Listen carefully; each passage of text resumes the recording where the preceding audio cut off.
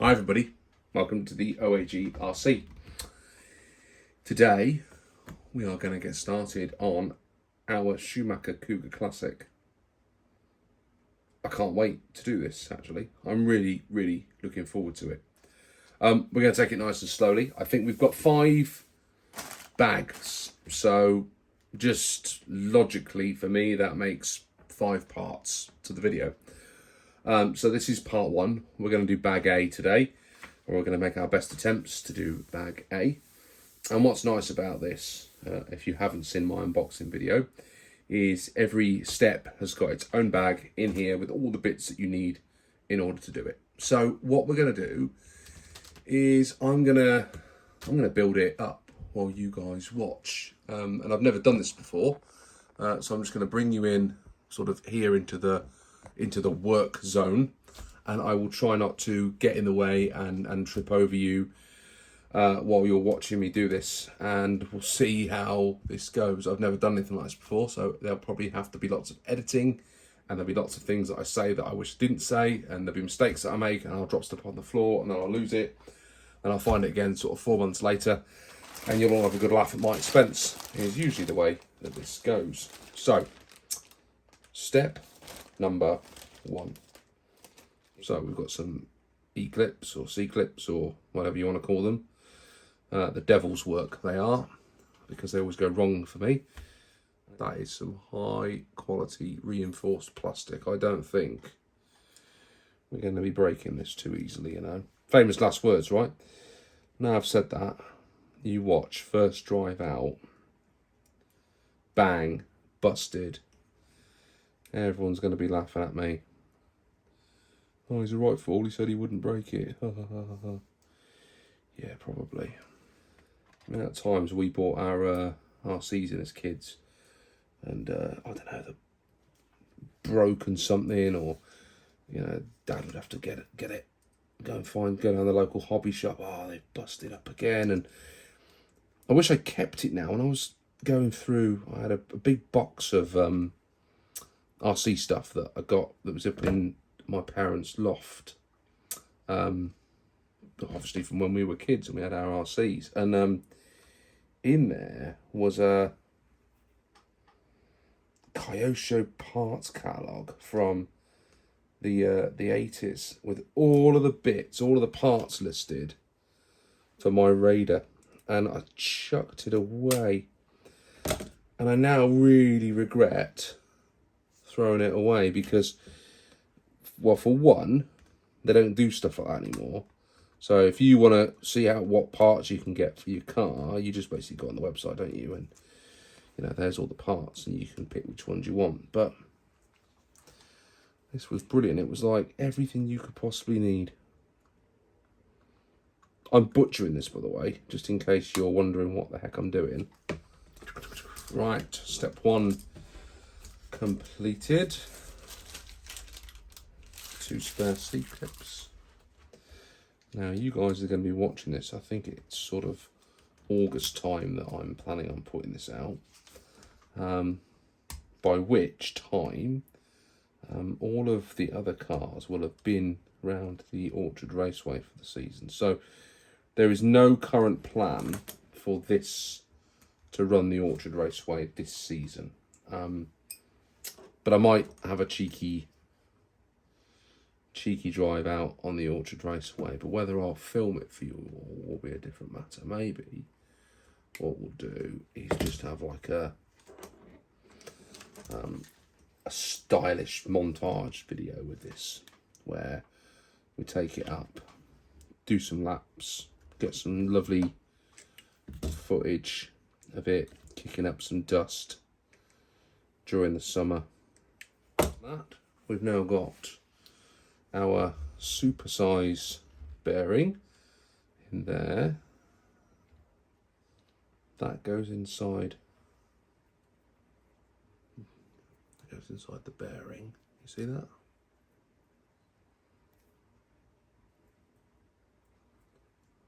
Ah, very cool. Look at that.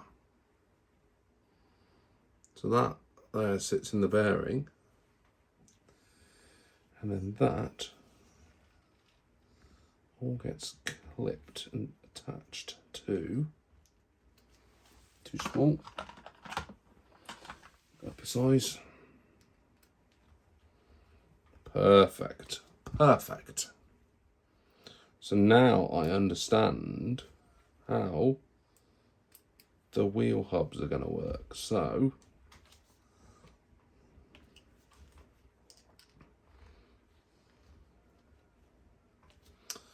the wheels are going to go in there and they're going to spin around in that giant bearing in the centre. See that? What a sweet design that is. That is really slick. There we go.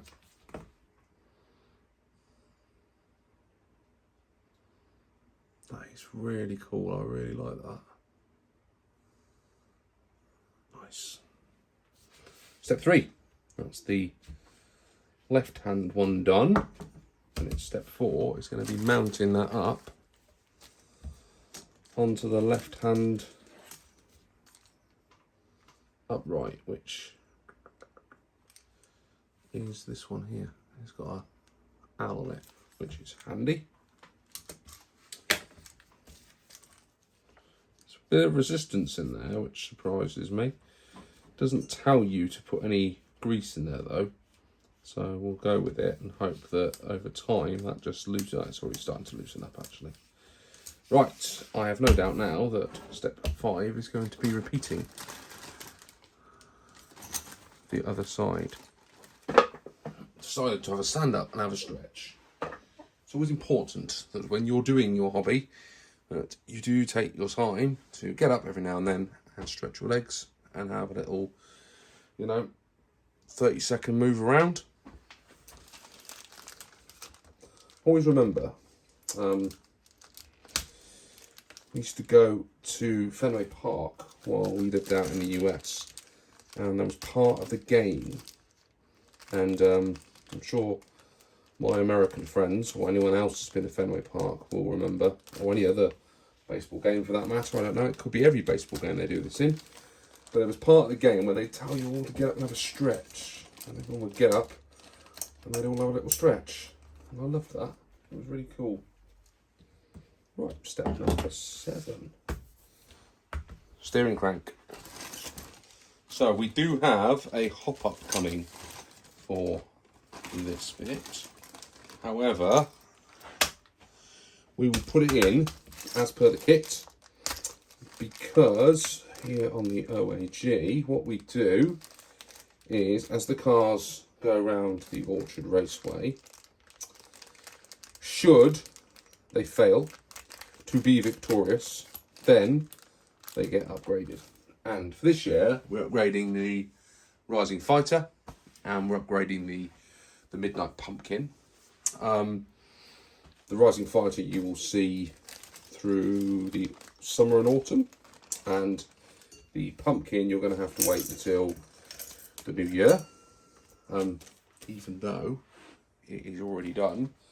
But spoiler alert, you won't get to see me hopping that up until after you've seen it running. So more on that another time. But if this was to finish last, which is highly unlikely, or if it goes to a finale, a season finale, and doesn't place, so this season we're going to have 3 in the finale, so all 3 of them will place. There'll be a gold, silver, bronze. Next year there'll be 4 in the finale, so whoever misses out gets an upgrade for the following year. And that could be a new motor, it could be a new steering crank, it could be whatever I've got for that particular car. And what I'm doing now is I'm collecting hop-ups for each car. So should they make it into a finale, or if they do feel bottom, I've got something I can throw in. Could be a slipper clutch, could be a stabiliser arm, it could be anything, really. So I just thought it was a fun way of gradually hopping up the cars and, getting a little bit extra out of them each year without making them ridiculous, where you stick, a 15-turn brushless motor in it and it just zips off and demolishes the rest of the field. And I go, well, yeah, but that's because I put a brushless motor in and that one's run a silver can. At least this way I get to gradually build everything up, and I don't run out of things to do, because you worry sometimes that you just be forever hopping cars up, and Anyway, less about that, more about this, yeah? More about this Cougar. Stop talking. Thread lock. Needs between 20 minutes and 3 hours to work. Do not add silicone oil into the shocks too early. All right, okay. Note, I better put that somewhere safe so I don't lose it, because that's the sort of stupid thing that I'll go and do at a later point. Again, mental note, I've said it on this video, you've seen it there. If you don't heed your own voice, you plonker, then you've got no one else to blame but yourself. Right. Threadlock is evil, evil, evil, evil. Evil stuff. Don't like it. But that bit's done now. Right. On to step number 8. Lovely bubbly. Look at that. My elbow just stuck to the instructions. A little bit warm here this evening. Right, there we go. That was bag 8. Flip it over. Step number 9 of bag A. So step number 9 is going to be mounting the front.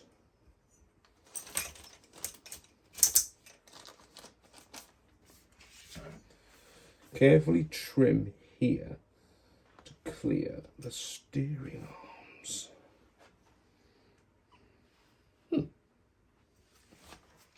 So I've just shaved a bit off the inside. Oh, it's a lazy earthquake. Just shaved a bit off the inside there.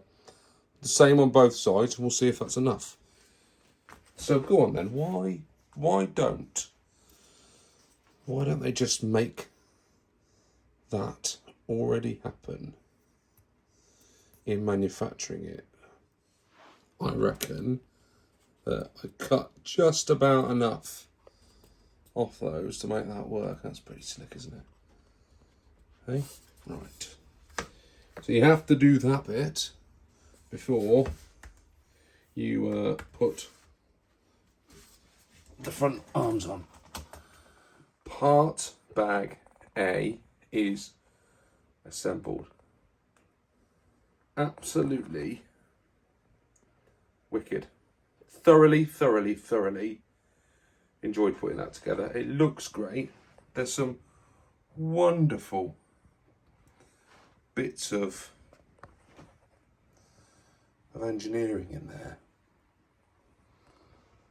Right, that's me signing off. As always, if you've enjoyed the content, I don't know how I'm going to edit this down, but if it looks good, please like, subscribe, and we will do part 2 probably in a week or so's time. Until then, whatever you do, have some fun. I'll see you soon on the OAGRC. Bye for now.